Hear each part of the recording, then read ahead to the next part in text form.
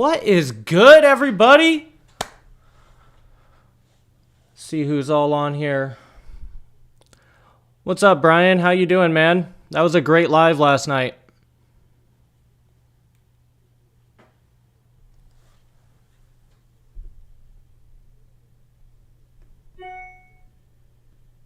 Oh, snap. Let's turn those off.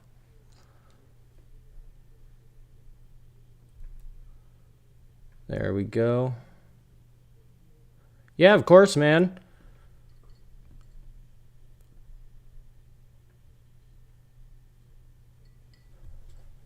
Shane. Somebody else is lurking back there. Yeah, so welcome to the live stream. Since this is your first time jumping on, man, I just kind of do this to share our collection, and just bullshit and meet people, talk about maybe a topic I have in mind, and other than that, it's really just to hang out, bullshit, ask questions, learn things, share ideas and concepts, all that. Having this chat off to the side is a little nice now, though. It's a lot bigger.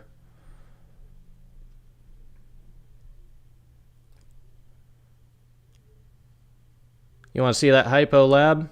Yeah, man, I can pull him out real quick. Let me grab him.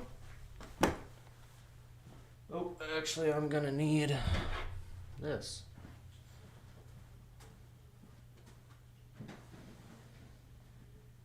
What's up, buddy? Hey.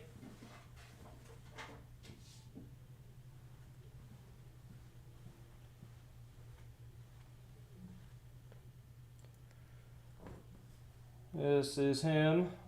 Sorry the lighting isn't the best right here.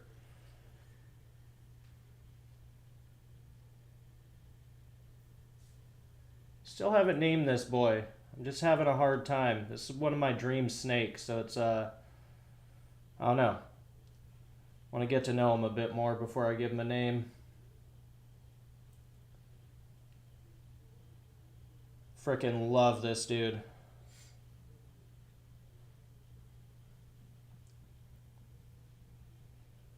Hell yeah, thank you guys. I'm super excited about the new mic. Hopefully you guys can hear me a lot better. During my own little sound checks it sounded a lot better, but we'll see. Yeah, that's this dude growing like a champ already. So he's about 6 months old. You're fine, bud. Let's go chill out.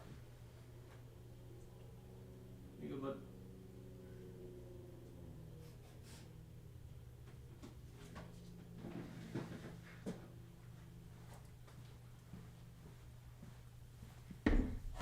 All right. Get caught up on this.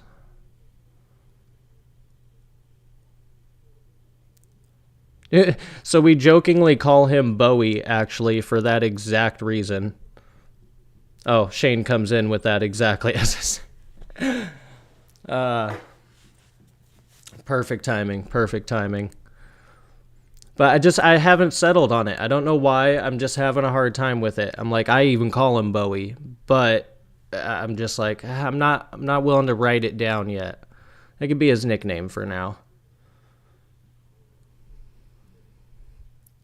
What's good, Justin? How you doing, man? You know, before I forget, somebody said they wanted to jump on this stream tonight, so let me shoot him over a link and see if he wants to jump in the chat and chop it up with us.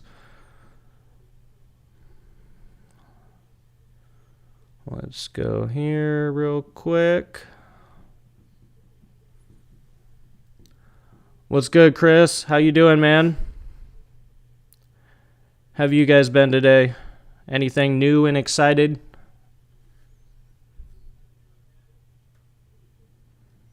All right. Hold up here. Sorry, guys. Almost there.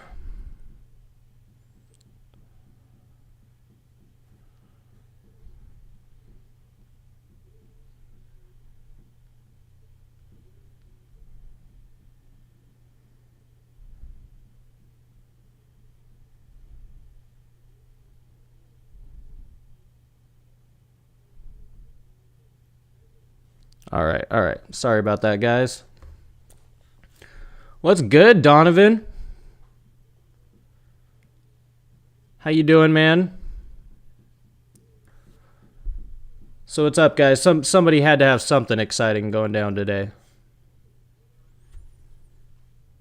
I've got a nice lock going on right now, actually. My pastel gravel and one of the first leopard girls we ever got has actually been locked up for a couple days now, so that's exciting for me. They finally are wrapping it up.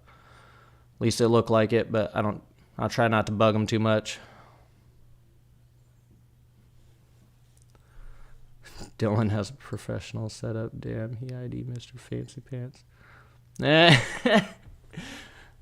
Dude, I just needed the mic. I'm trying to like give you guys good content, being as this is how I show my collection most of the time, since you guys know I don't really bring too many people in this room. So I'm trying to bring it to you guys, good and everything I can. So mic, I need a new camera, so hopefully that'll come soon, and then possibly a wireless keyboard just so you guys don't hear me clicking in the background, because I'm sure that's probably annoying. Nice, Donovan. Finally got your male super dwarf male doing something. Doing some arcing. Oh, snap. Getting in the mood. I always found the arcing of retic so interesting. I mean, the berms do it a little bit, but nowhere near like a retic does it. You just don't see that really with other species.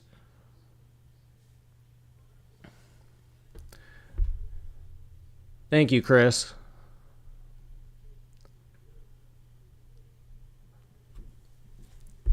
So what are you planning on doing with that leopard albino pied, Donovan? You got plans for it already, or just a female you're raising up, or what?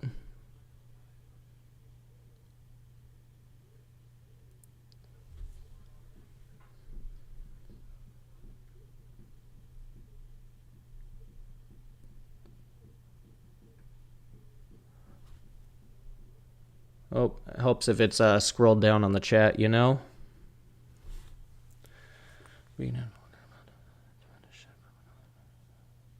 Oh, perfect. Started doing the trick. Getting them all territorial. I've had to do that with a few males this season. I actually learned another trick too. If you want to, you can put the other male's shed in a spray bottle with some water and then spray that in the female's tub, and I guess it goes a lot further. I've only tried it once so far, but seemed to do the trick. Who knows? I do have a male, though, that I've been trying to prove this male out for 3 years now. And he's had a couple locks, but and that was recently, so we'll see if he actually hit it. But, man, I was starting to wonder. I double-checked, triple-checked the sex on that dude like 4 times, 5 times. I mean, at least. I can't even tell you. I mean, I know I popped him probably at least 6 times, probed him at least twice, because I was just starting to wonder. I'm like, no.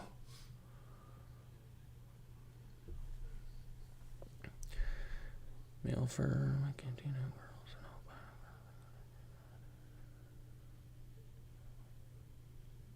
That's a solid plan, Donovan. Hell yeah, man.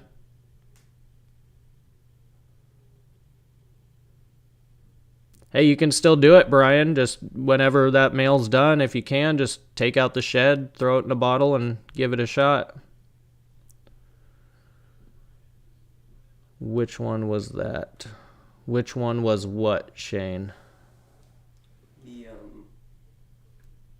one you're... Shane's actually here. He's just off camera for now. The one I've been trying to prove out is that fire spider male that I recently actually listed. So, I mean, he's getting it in now, but my projects have just moved past that, so it's kind of like I already have what I think he is anyway, and then some. Gotcha. Oh, shit, Matt. What's good, man? Most exciting part of your day. That's awesome. Well, hey, I mean, you did it. And Shane, you blew your own cover.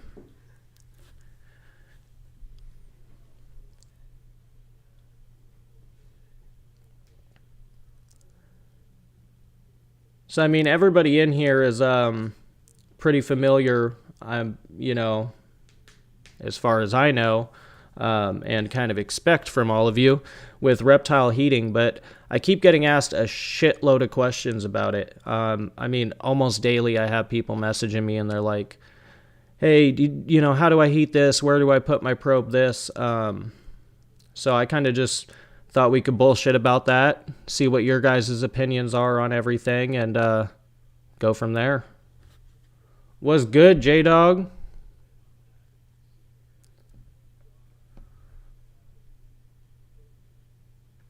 So basically, you got three main forms of heat that we use, right? You got your ceramic heat emitters or your heat lamps if you want to go there.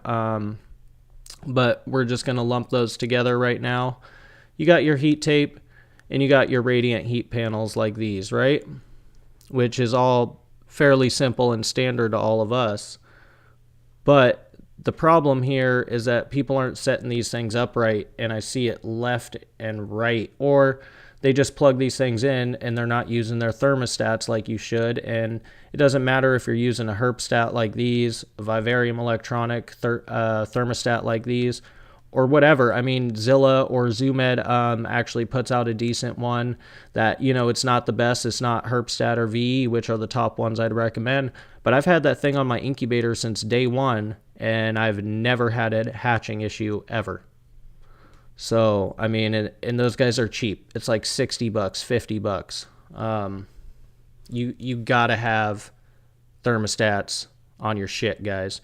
And I know you guys know this in the comments, but this is mainly for anybody jumping in and just rewatching this. I see it way too often. I want your guys' opinions too. Do you guys see this? Or do you guys get asked these questions way more than you really should be getting asked these questions?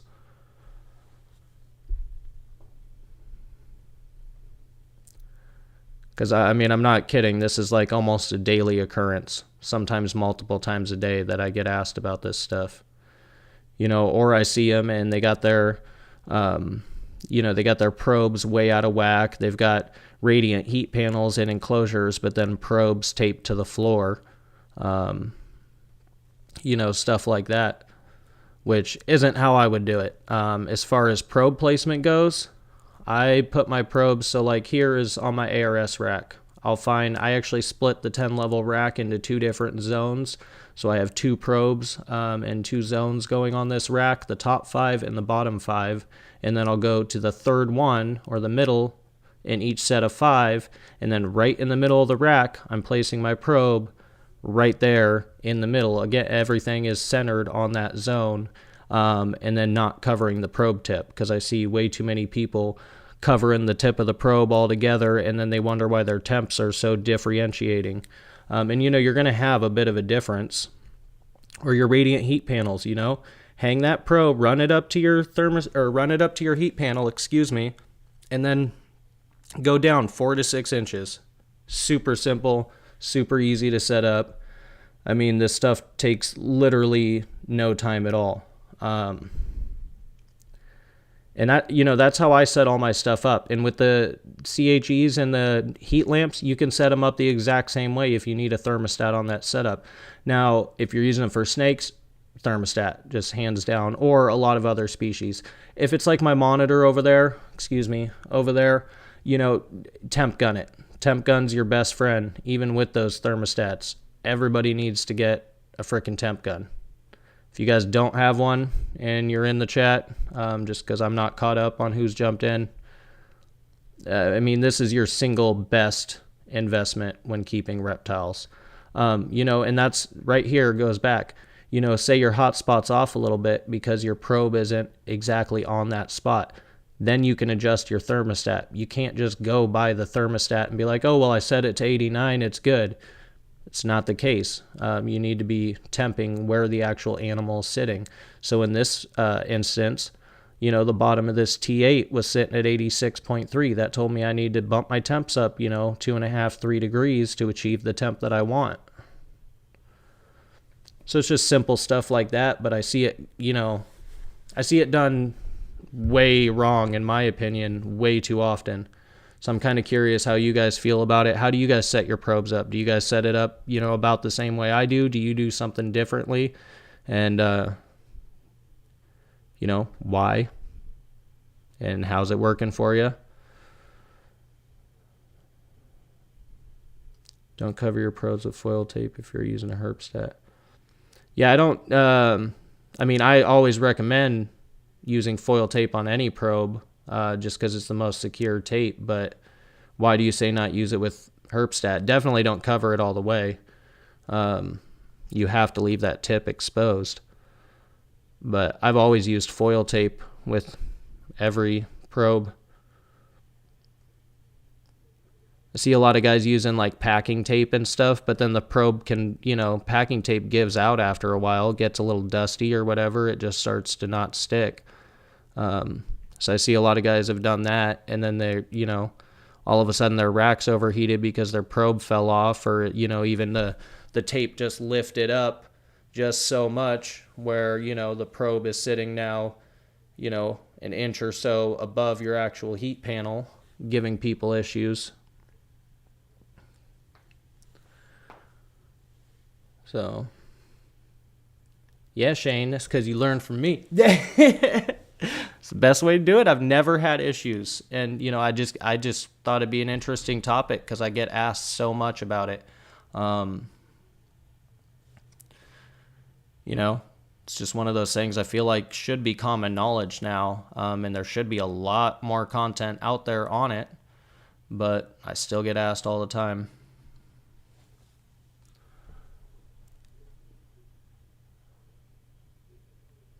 That's weird, Chris, because I've used it since day one with my herpstats, and I've never had issues. My herpstats are actually set right at the temperature on my, at least on my actual ARS rack. The radiant heat panels are a little bit differently because the probe's hanging below the heat panel there, so I adjust that accordingly. But I can actually bring that up real quick. Wrong picture, sorry guys. But if you look right here at the main picture here, everything is set right there. And zone 4 is actually on a different rack altogether. So you can ignore that. But zone A and B you can see right there. And I have them with foil tape, and I've never had an issue with it. I'll have to look into that. That's weird.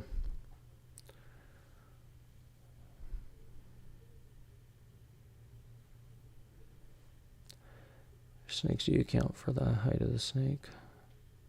No, Donovan, I don't. I want the ground temperature right there. They're going to absorb a little bit, above that, but really, even the big snakes, we're talking 4 inches tall, 5 inches tall for a huge snake, So I always just temp gun the floor directly. And that's, whatever temp I want it to be, or what I want their hotspot is, I want the floor temping at that spot. So that's what I do. And I'll go around too, I want to make sure there's not, a concentrated spot. Heat panels are really good about that though, as long as you buy good ones.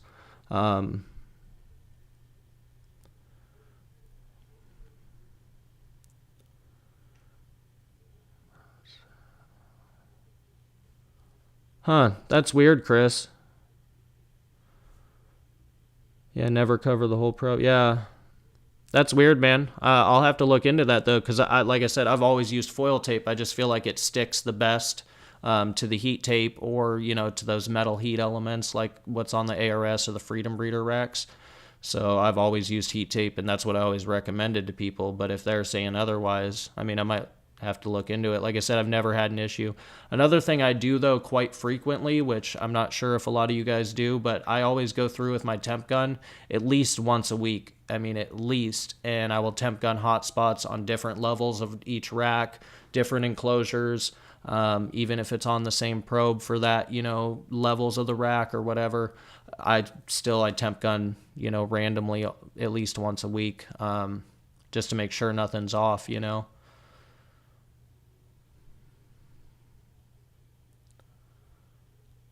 Yeah, retics can take slightly colder temperatures for the most part. at least, from my experience, a lot of people keep their retics. I've seen a lot of people say they keep their hot spots at 84 to 86, whereas I keep my berms at 88, 89. But, that for hot spots at least. And then on the cool side, I've definitely noticed retics can take slightly cooler temperatures better.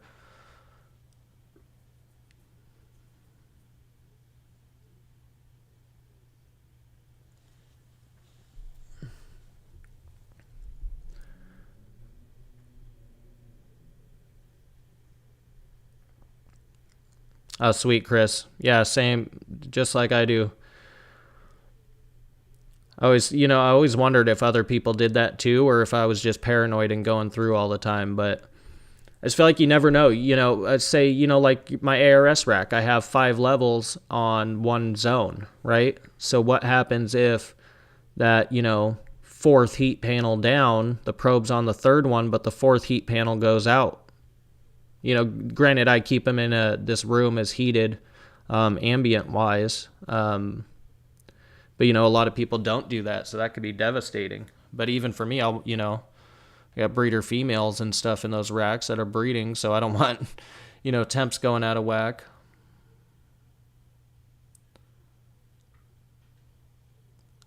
So glad I'm not the only one.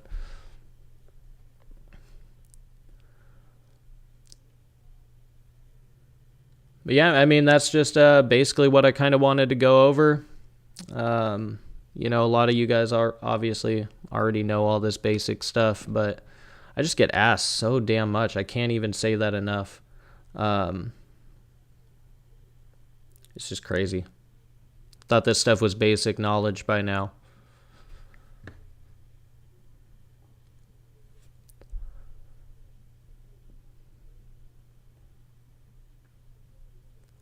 Heat tape for any of the PVC enclosures.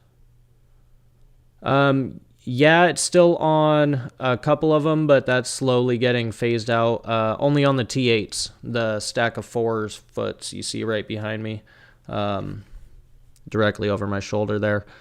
That has 12-inch heat tape on a couple of them, but other than that, I'm switching everything to heat panels as far as the PVC enclosures go. I just feel like it heats way better. It's more efficient, and I just don't like heat tape on them. I don't know. It's just a pain.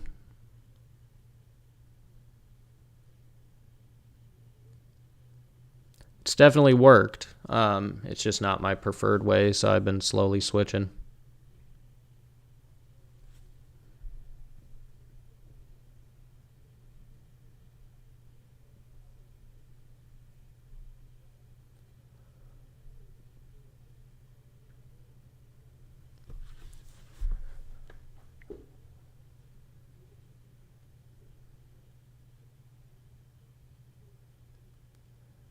Put your probe on the ones with heat tape.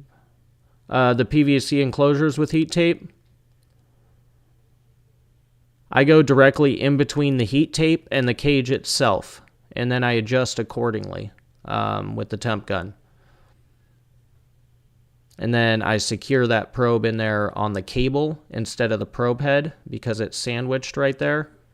So I'll run it to the middle of the heat tape and then just tape the cord back along it. I don't know if you can tell from here, but there's spacers in between all those cages. I do it to all the PVC anyway.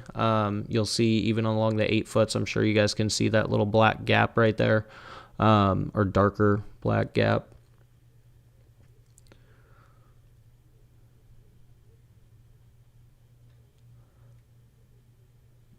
The probe and tape, or the probe is sandwiched in between the heat tape and the enclosure, but they're not actually touching at all. There's still an air gap between them all. But that's only on a few of those T8s that's even left. The one on the bottom that you can see that has the substrate in it, that's actually my 22-year-old corn snake. So she's just on ambient, or he, I don't even care. It's been in the family forever. It's technically a male. Its name will forever be Bella to me, and I really don't care. But that's a whole nother story. But that one's on ambient. The 2 above it are still running, or 3 above it are still running on heat tape, and then everything else is getting swapped to panels. See some berms. What do you want to see, Brian? Anything in particular?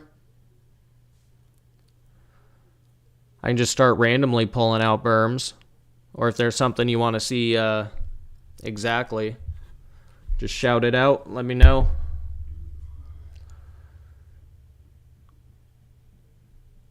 I know you wanted to see that hypo lab, which means you got somewhat of an idea of what's around here.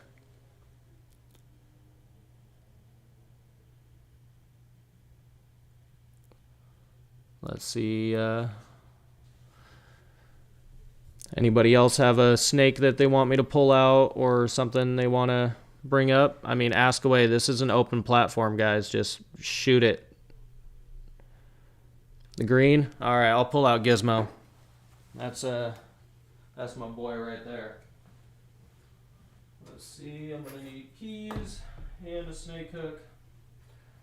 You know, it's funny. Me and Shane were just joking around. Every stream, it seems like somebody wants Gizmo. Last stream, it was Shane's wife. The stream before that, it was me. You're good, buddy. Oh, knock it off. He's always just a little hissy until I pull him out, and then he's totally fine. See if I can get this chair and mic. This dude's a bit of a handful in one arm here. If we can, go ahead and... Sorry about that, guys. Get those out of the way. Hopefully you guys can see this dude.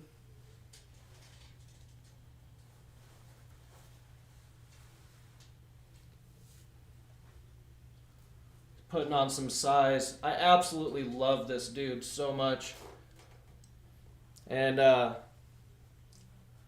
might be a bit biased, but I still think he's one of the best looking greens out there. Just his color and how he's aged and held this color so well. It's really dark in this area. So you guys are getting a lot of shadow. I wonder if I back up, if his true color will show up just a bit more. But this dude is just so brilliant olive green for his age and size. Throw this dude up here. See if I can catch up on these comments. You can't hear me? Uh-oh.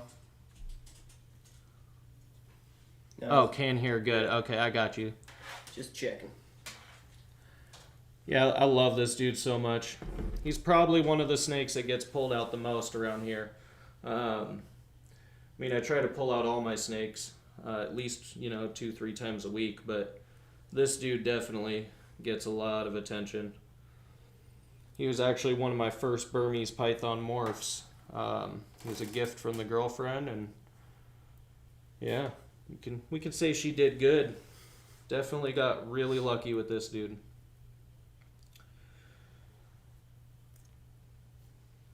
Really like the greens. I love greens, man. I can't wait to put this into caramel and albino separately. The green labs, unfortunately, don't look too good. It's not really a good genetic mutation. They just don't mix well, but... Here you go, bud. Pull you out again later, alright? Let's go.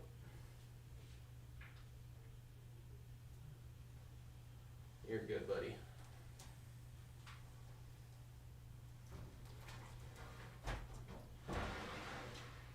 Everybody always asks, what are you doing? What are you doing when I put them in the cage? But you tickle their tail like that and they immediately just go right into the enclosure. Let's see. Yes, Donovan. Let me pull out that champagne real quick and then I'll sit back down, and I would love to talk about that because that's one of my favorite topics, honestly. You want to see that champagne girl, though? She is not going to show up, I can tell you that, on this camera, as well as that picture I captured of her earlier. Just because my little corner over here is a little darker. But this girl just came out so stunning. Really hope you guys can see this girl somewhat. There we go. I was amazed when this combo came out. And for the longest time, I had the guess right away, but I wasn't absolutely positive. But I'm 100% positive as she started to shed out and just develop these splotches, just this pattern difference, this overall hue, this purplish red kind of, it's, I guess, burgundy, more or less hue to her. But this would be blackhead, champagne, red jean, pos het hypo. So hopefully that showed up pretty good when he had the camera there. But I actually take most of my photos that you guys see on Instagram or Morph Market or any of those other platforms. I take almost all of my photos with my DSLR. It's just, I have an old crappy phone. You guys are on my built-in webcam on my MacBook here. So not the best photo quality. But this Canon EOS 5 does a really good job of getting shots of the snakes. And I'm not one to ever edit my photos, so if you guys see a photo, it's straight from that camera. I don't do that filter bullshit or none of that. I feel like that's, false advertisement. I see a lot of those guys and you can just tell that shit's Photoshop like hell. But as far as exercise goes, like Donovan mentioned, my biggest thing with big snakes is people treat these enclosures like it's a prison cell. That's their forever home. That's where they stay. You got to think of a cage more or less like a kennel, right? Think of it like a kennel for a dog or a bedroom for you, right? It's where they go back to feel comfortable, eat a meal, digest, whatever. Like you would go to your room and, watch a movie and eat or whatever, get comfortable, go to bed. These animals still need exercise, especially these large snakes. But I feel like it goes for every sort of animal or every sort of reptile. But you got to pull them out and let them exercise. It doesn't matter if you're just pulling the big snakes out in a room and letting them wander around for an hour or two, a couple times a week, even if it's twice a week. I feel like it's one of the biggest, most important things that you can do keeping large constrictors or any reptile for that matter, just to keep them healthy and active, working those muscles. Those big snakes, especially when people are power feeding the shit out of them, no exercise, they're just crammed in their cage all the time.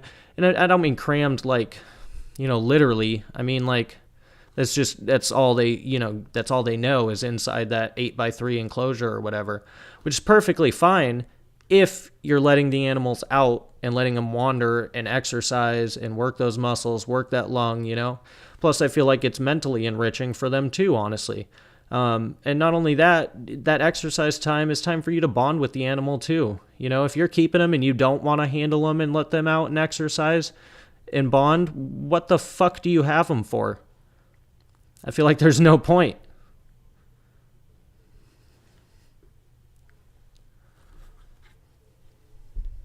Yeah, like Shane said, we clean the big snakes. Half the time I just set them down and let them do their thing, as long as they're not going under a stack of enclosures, which, they obviously tend to like to do. But I'll just pull them back out into the middle of the floor, let them do their thing. When the weather's nice outside, we let them out in the backyard, let them wander around. Feel that grass on them, whatever. It's another key thing, guys. If you're going to let your reptiles out on the grass, I suggest treating it prior. But that's also just because I'm paranoid and I don't want anything back in my room.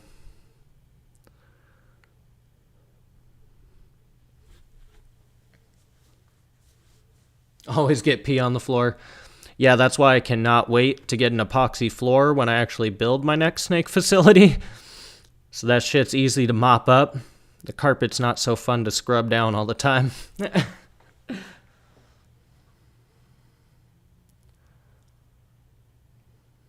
See, Chris is on my level right there. Gotta let him get exercise. I see so many people that just leave them locked up And like you can tell, they say they pull them out, but then you never see pictures with them pulling them out unless they're cleaning the cage. And, cleaning the cage is a good time for exercise, but you should be pulling that animal out more than you're just cleaning their cage. You know?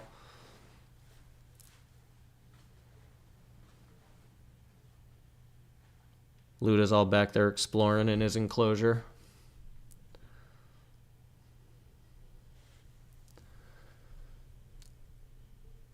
So what else is new with everybody? What do you guys think about big snakes and exercise? I see Chris jumped on and, Shane and said they're 2-piece, but I can see there's, 6 or 8 other viewers in here. Don't be afraid. Let us know what you think. We don't bite unless asked.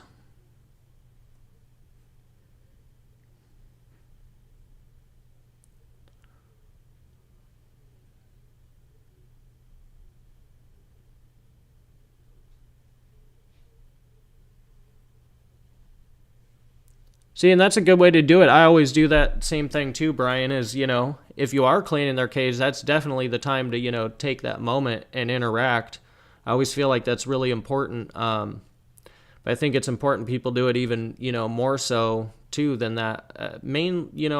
I hate to say mainly so, but especially so with the large constrictors and stuff.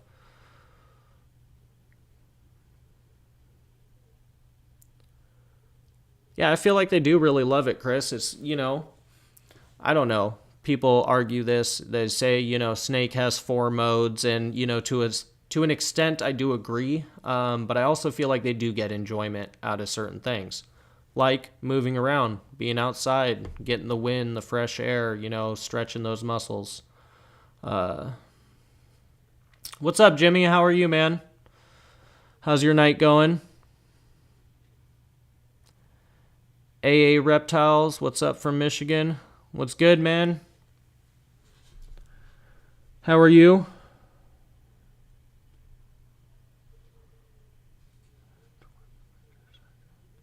It would be awesome to have just a room that you could let him out to exercise in. Me and the girlfriend were actually bullshitting about this the other day, and we were saying when we have our actual facility, it'd be nice to have a room that's maybe this size or, at least half this size. That maybe just had a big fake tree in it, but it would just be a room to let animals exercise in, where we could let an animal, in there, let them exercise for a few hours or half the day or whatever, put them back in their enclosure, maybe bring out another animal and just kind of swap them out, throughout the day while we're actually in the facility and just let them wander around and cruise. I thought that'd be a badass idea.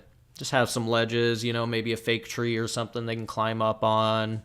Fake burrow, obviously provide some hot spots for them in there. That would just be badass. If you could have a whole room just to let them wander around, that's a dream right there. Okay, just driving a rig while watching.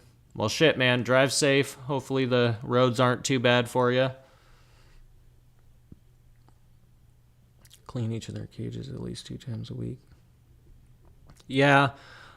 It depends on the snake for me, but that seems about right for most of them. I get lucky with the blood, because they shit 3 times a year, 4 times a year, but...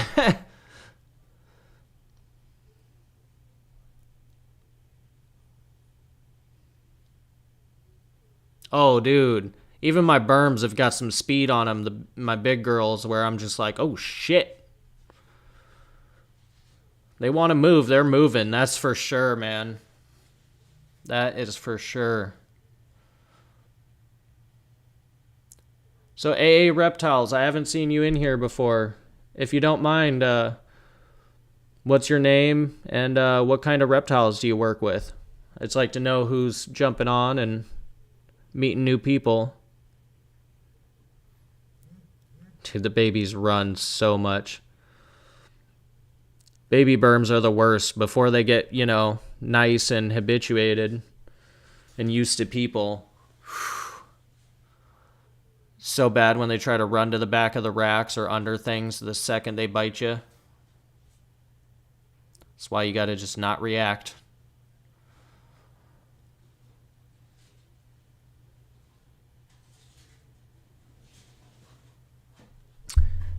Can you be quiet over there, Luda? No. We're live right now. You're not gonna listen, but you know, it's worth a shot.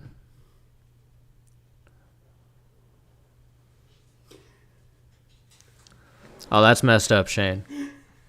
Not like an AA meeting. I just like knowing who's on here and, you know, what kind of reptiles you're working with, what interests you. You know, we got Brian, Reptile Revival, in here. We got Chris from Iron Dog Reptiles. They both work with retics. I know Chris also has some ball python projects going on. My man Shane over here works, you know, he works here with me and helps us do a lot of stuff, but he also has his own colubrid projects going on. So Donovan's got some cool retic projects actually going on as well, and he's got some ball pythons too. So this guy's giving me crap from the corner over here. Don't take none of that in the chat. We can just block him. Although then he'll just talk, but...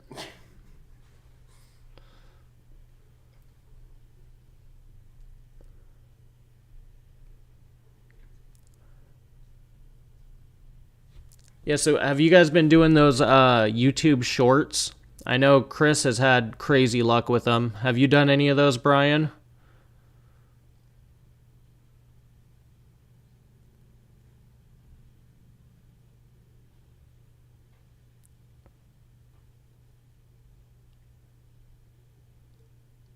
Oh shit, what's up, Mike? Sorry, man. It takes me a little while with names. I'm really bad with names. Like pictures, you know, logos, I'm instantly good with. I'm just really bad with names.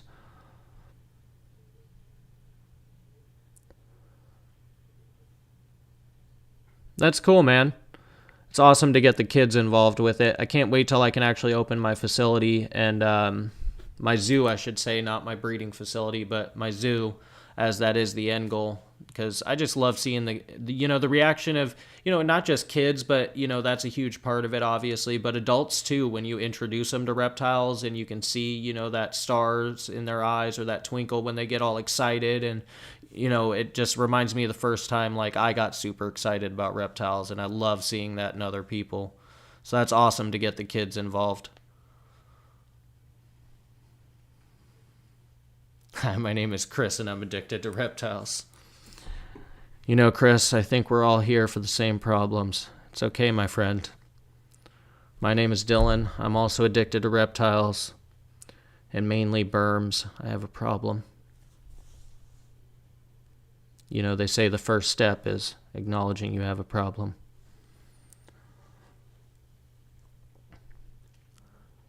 What's up, Zach? That's awesome, man. What kind of ball pythons are you breeding?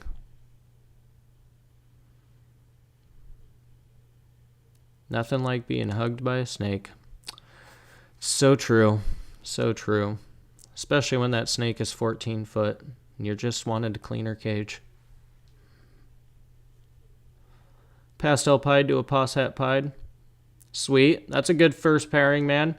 Hopefully that posset proves out for you. That'd be awesome. Get some female pastel pieds to hold back. One cage at a time. Yeah. It's the only thing, you know, though, I will say this, because we'll clean multiple tubs at a time, right? But by the time we could do even 5 tubs, we could have already done 2 8-foot enclosures, just because the tubs with their built-in water dishes and all the corners and everything. Whereas the 8-foots and the 4-foots, man, it's so easy to just roll up that paper, spray it out real quick, wipe everything down, throw a new piece on, you know, throw any decorations in there. I always thought that was funny. The smaller stuff takes forever, whereas the big cages, I can be done with a cage in 2-3 minutes max.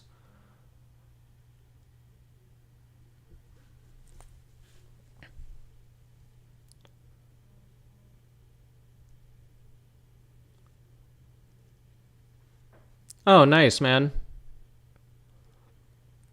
That's awesome. And those are some good names. Are they still pretty young, or, you know, are they getting into their teenage years or what?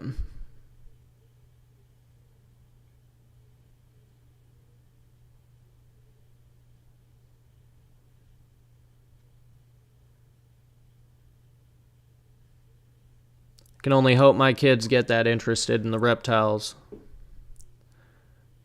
Be a very good experience, obviously.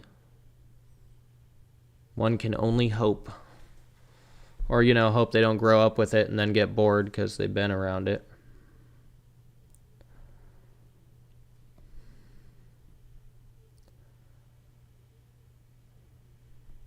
Yeah, MJ's my boy, man. He's pretty funny. MJ's dope. Did you catch the wake and bake session this morning? That was a pretty good one. He brings on some really dope people, man. And then that Levance episode was just fucking... That was on point, man. I love how much of a straight shooter Levance is. That shit to me, that's a way to get to my heart, just being a straight shooter. A lot of you guys know who's talked to me. I'll ask straight out. I just tell it like it is because, that's what I'd want in return. So I respect that about Levance. And, I've never seen him on a stream before. So getting him on and having him, MJ, and Cusco all there on the stream, that was really fucking awesome.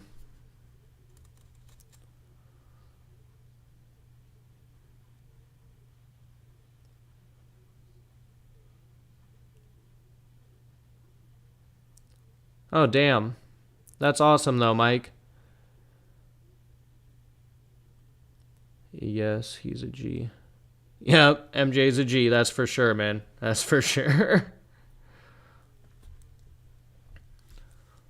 12 and 9, and they love reptiles.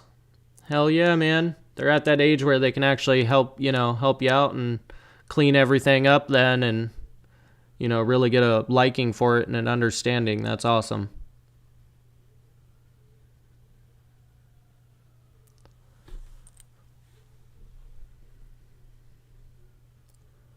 So shit, what do you got going on, Chris?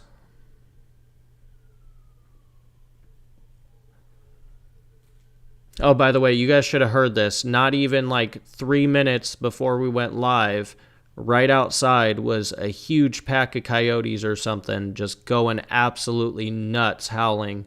It was crazy. We're like, are we going to have to be late on this stream because these coyotes won't shut the fuck up?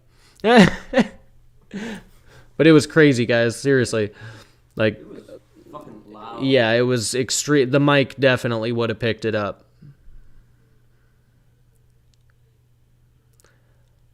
I feel that, Chris. I feel that, brother. See how next year goes. I think everybody's had enough of this year, though, already. I know I'm ready for it to be over, man. It's not like it was necessarily, horrible for me. I guess, looking at the bright side, I got to be here with my animals and stuff a bit more. So that was always a good thing. But, my industry being in the entertainment and staging industry, we're going to be the last industry to even come back. So I don't even know. I don't even know what to think of it or if or when, mass gatherings are allowed again.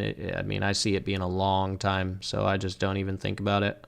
Just been shooting other directions. Question for me. Ask away. Ask away. If anybody has questions, just shoot them. I'm an open book,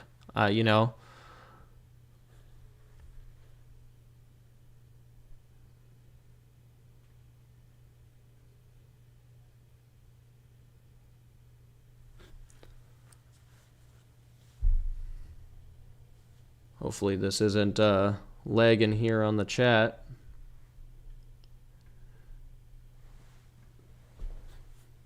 Yeah, that's what this shit's all about. Just ask away, you guys.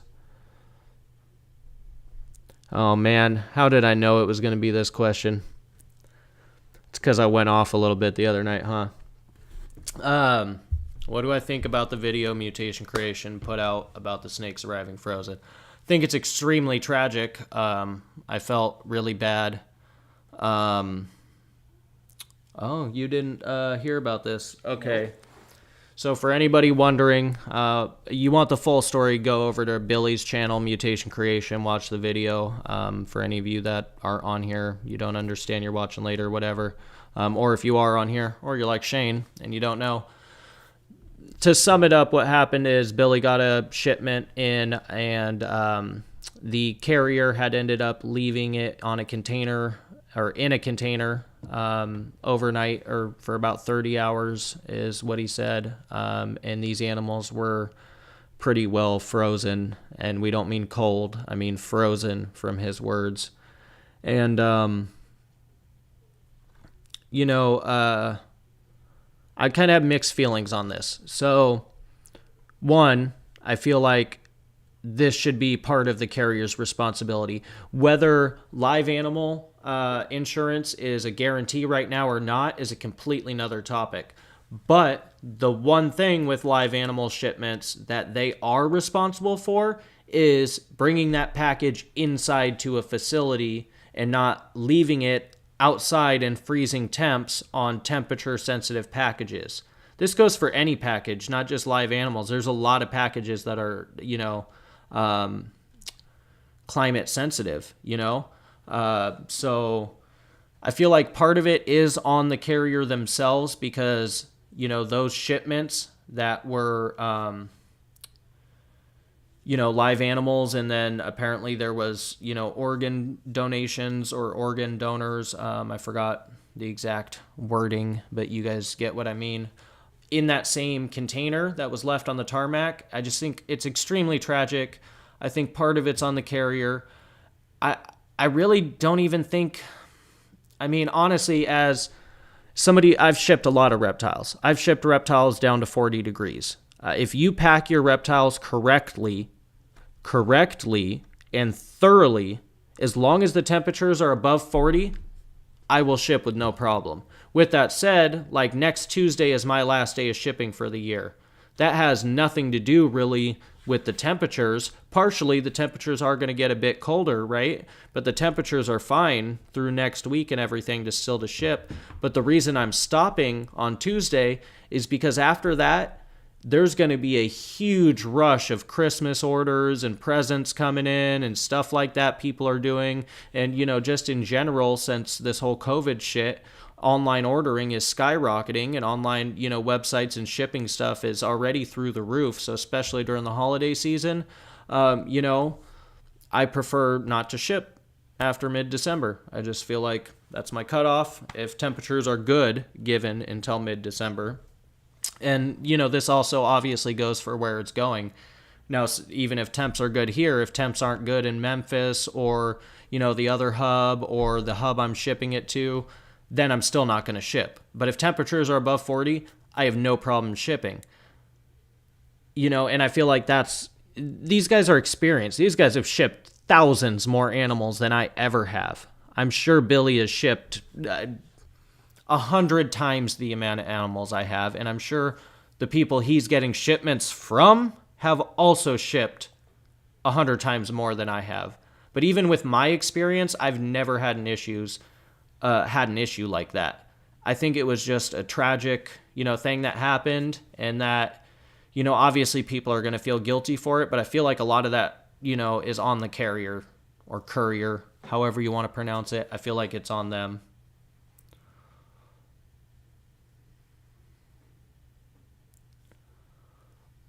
They're saying they're delays because of the holiday, but I've seen a shitload of people getting animals in this week that have had 0 delays.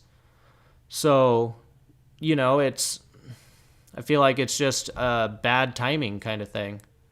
But I can see where you're coming from, on both sides. I'm one of those people, I'll always look at both sides of the fence, even if I don't want to look at the other side of the fence, metaphorically. I always look at both sides. So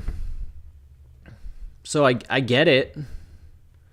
I can't say I've never had a package delayed. I have had a package delayed. Did it stress me out? Fuck yeah. Did I feel guilty? Hell yeah. Did the animal arrive safe and sound? Yes. Granted, I know I was lucky. Snake hook down. I know I was lucky on that, but that wasn't even during like a holiday season or anything. You know, so I don't know. I get both sides of it, but my 2 cents is that I feel like it's on the carrier or courier for not bringing that into a temperature controlled environment, being as how there was organ donations and live animals in that shipment. If you're going to be offering live animal shipments, I don't care about the live arrival insurance, but you better keep that animal in non-freezing temps. I mean, do you think if it was a bunch of dogs in kennels on the bottom of that plane getting shipped that they would have left them on the tarmac for 30 hours? Hell no. Even if they didn't have the live arrival insurance, they're not going to leave them there. But these boxes can't be missed. I mean, the only way you're shipping these animals, and you saw the boxes on his video, they're all live reptile, you know, this way up, clearly marked all around it. I'm sure organs being shipped, you know, live organs are the same exact way. So it just makes no sense at all why they wouldn't leave, you know, homeboy's poster and his headphones on the tarmac in a container for 30 hours versus the container full of, you know, temperature sensitive packages. So I don't know. That's just my two cents on the subject. I feel really bad for everybody involved, and I really hope the animals are okay. The last I heard from people was that, you know, the animals were coming around. They were all doing good, including the one that looked like it was DOA. But, you know, I can't speak on their behalf. This is only secondhand information, so don't take what I'm saying as some sort of fact. This is just what I've heard. Wait, so they didn't die? No. Holy shit. They were just extremely, like, frozen to the touch. That is insane. They were left, like I said, they were left on the freezing tarmac in Canada for 30 hours. I mean, Washington's cold. I'm sure it's even colder up there. Which is, you know, part of why, you know, I don't know. I don't know what their temperatures are. I'm not, you know, not going to get all up in their business and go Google, you know, where they're from and what their temperatures are, etc. I figured they saw their window to ship and the temperatures were right and everything looked good, and an unfortunate mistake happened and some animals had to suffer, and hopefully they don't have to pay the ultimate price and they're all good. But I get it too. A lot of the shipping companies, even just since COVID, before the holidays, weren't offering live arrival insurance. I ship through Ship Your Reptiles, and you know, they've always been really good to me, and that's why I use them. But they don't offer live arrival insurance right now. They've been doing it limited time, hub to hub shipments only. You know, on very specified shipments, locations, hubs, etc. But you know, I don't know. I don't know what the temperatures were. I don't know what this, you know, situation was altogether, but I'm assuming it was, you know, imports. So they came from here, which, you know, there's only certain days you can do that. So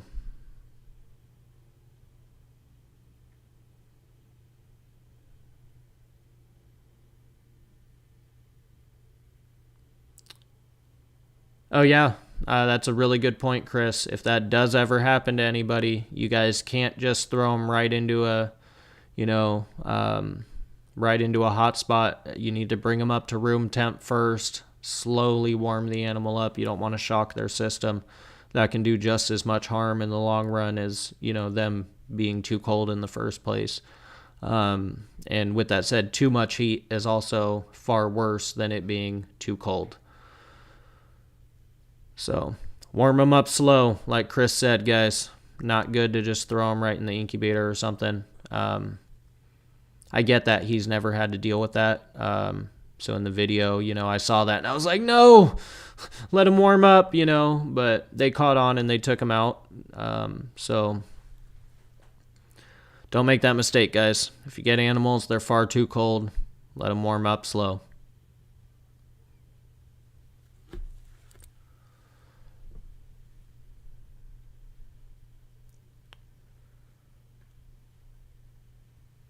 Let's see this here.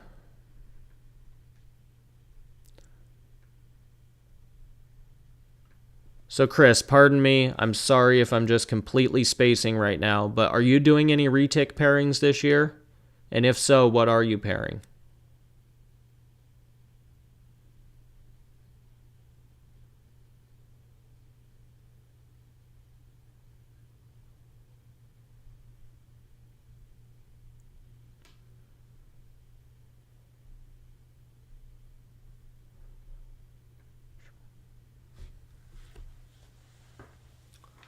And where'd Justin go? He dip on out? He just came and said hi and dipped on out? Didn't even want to bullshit? Should message him, Chris, and call him out.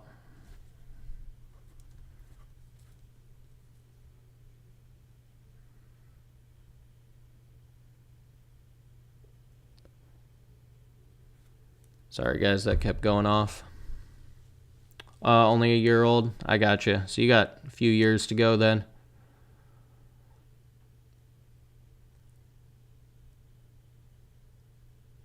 Man, I'm super excited. So I got to show you guys this boy, and then I'll tell you what's up with him. I have had this girl for 2 years now. This is the male, but I've had this pastel yellow belly female for a couple years now that, she just hasn't wanted to go, or she reabsorbed. But finally, she's been locking up with this boy. This is Enchi Fire Leopard Blade Het Clown. I really need to work on the lighting over here for you guys, man. This snake is just frickin' gorgeous. And I love how Enchi and Fire interact with this head stamp, which you guys obviously can't see because of this horrid lighting. But, Shane coming in clutch right there. There we go. Yeah. So, kind of working. You guys can see that, dude. But I'm super excited. This boy has been locking up with her, and she's starting to build. So I'm stoked on that for sure. I mean, can you imagine if we hit the all gene, this plus pastel yellow belly, and it'd be Pos Het Clown? That would be awesome. At least 4. Yeah, I've heard that a lot with retics. 4 to 6 years old. It's what I hear a lot. Like Enchi. I love Enchi. I feel like it's super overlooked. And, it's not like standalone. Enchi is... It's our, whatever. But Enchi and combos looks, and the super Enchi stuff looks really badass, and I love it. Enchi and Fire go really well together. And then, just anything really stacked on top of that just really influences that appearance and the, the color and that pattern.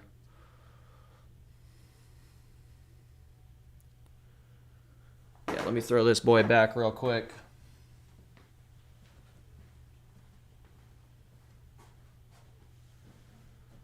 But excited about that one. See, what else do we have for locks going on? Got a banana pied to a proven het pied girl. Just trying to go for the odds of hitting a female banana pied. But I'm fine with just some more female pieds too. Got to build that recessive army going on.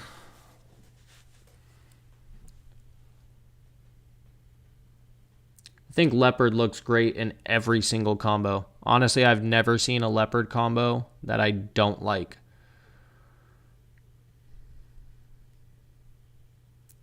Aw, shit. Justin's back. Your ears must have been ringing. It's because I was just talking shit, huh? I'm just playing with you, man.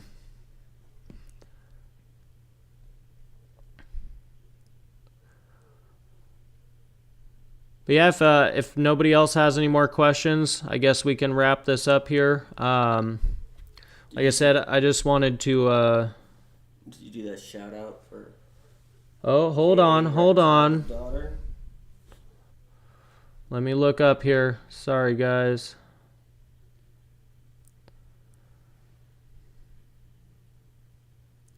So I hear there is a little girl named Aubrey listening right now. And, you know, shout out to Aubrey, but I want to know, what is Aubrey's favorite reptile?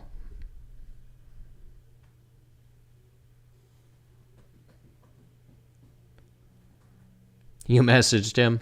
Of course. Had to eat. It's all right. I don't blame you. I was scarfing my face with pizza right before the live stream because I realized I hadn't eaten all day. Too busy cleaning, filming shorts.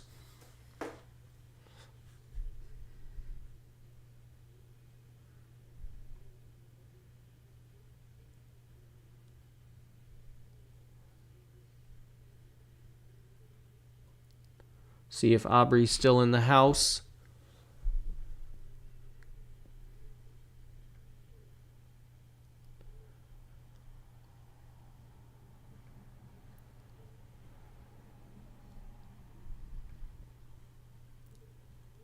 All right, I'm not sure. We'll see if she's here though. I want to know what Aubrey's favorite reptile is. But shout out to Aubrey for loving reptiles. Just comment. And if you guys aren't already, go check us out on these other forms of social media. I post on Instagram daily. We are pretty active on Facebook. Not so much in a lot of those groups, but you'll see us post on our business page quite frequently, as well as my personal page. You guys can also find us on Morph Market. It's super simple for you guys. Every single form of social media, D's Balls and Exotics. You'll see our logo. You'll know what to do. And if you guys aren't already, go down below, smash subscribe, hit that bell so you get notified when we go live and when we upload more content. If you guys like reptiles, you guys will be regretting it if you don't hit that button. I'm telling you now, we got lots of stuff coming. And make sure you guys smash that like button for me. It helps the algorithm. If you guys don't mind, it would mean a lot to me. Really helps YouTube promote our videos more. Justin had to step in the other room. Yeah, exactly. He had to go, take a little smoke. I feel it. Clown. Aubrey's favorite reptile is a clown. Clown ball python, I'm assuming. That's awesome. I love my clowns. I don't know. I think. Actually, you know what? Reptilian. I'm gonna show. I got a clown to show you, Aubrey. Before we jump off here, I think you'll like this clown. You know what? We'll pull out two clowns. I got two clowns. I'll show you. Oh man. You want me to We'll grab the pull other him one? out anyway, but he's deep in the blue right now. And then let me get this girl out here. I think I got him. I like clowns too, Aubrey. So, first and foremost, I'll show you this boy. He is deep in shed, so he's really dark right now. But this guy's name is Leo. He is a leopard blade clown. Really clean on the leopard clowns. Like I said, I like leopard in everything, especially leopard clown stuff. Super dark, not only because of the lighting, but just he is deep in the blue right now. And then, if I could hand this to you, Shane, if you don't mind putting Leo back for me. Yeah, sure. Thank you. Come here. And this girl right here is a lesser clown. So, really like what lesser and clown do. Really, I was astounded at this girl. Being her size and still carrying that brightness to her. A lot of the lesser clowns I see, they brown out by this size. Or at least they're starting to really brown out. This girl is extremely bright. There is possibly another cleaner gene going on with her, but as far as we know 100%, she is a lesser clown. Possible plus. But pretty sure the plus gene is in there, and I absolutely love this girl. So, definitely like my clown stuff. Got a real A lot of really cool het clown stuff growing up as well, but it's all het stuff.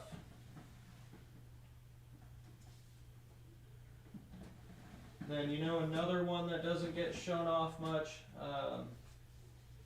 this isn't clown, but this is one of my favorite ball python combos. This is my pastel highway female. This is the first highway I ever hatched.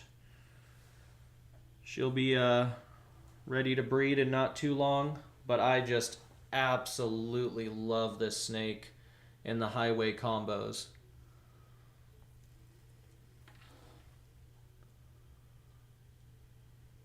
But think you'll like that, Aubrey. Says she's Cool smiling. combo. There you go, sweetheart. There you go. She's like, no.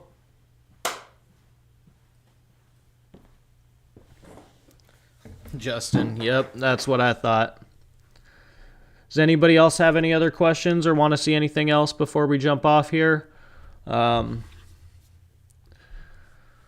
Definitely, you know, I'm not in any sort of rush. I just want to make sure.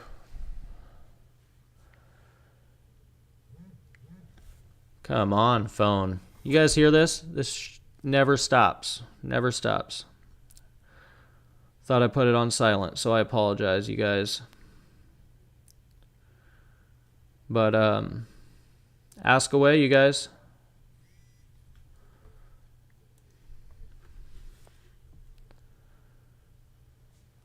She wants me to get with you and buy in one. Well, when you're ready, man, hit me up. We can talk. I can let you know what we got available, shoot you the link. Or, like I said, if you want to jump on all these different forms of social media, it's D's Balls and Exotics, or the really easy way to our Facebook page is just fb.me/thesnakenerd, because let's face it, I'm a snake nerd. I love my snakes. Love all reptiles, but I love my snakes.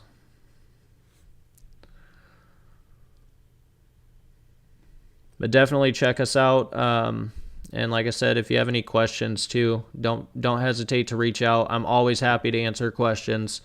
And that goes for anything. As long as it's, you know, snake or reptile related, I can probably help you out.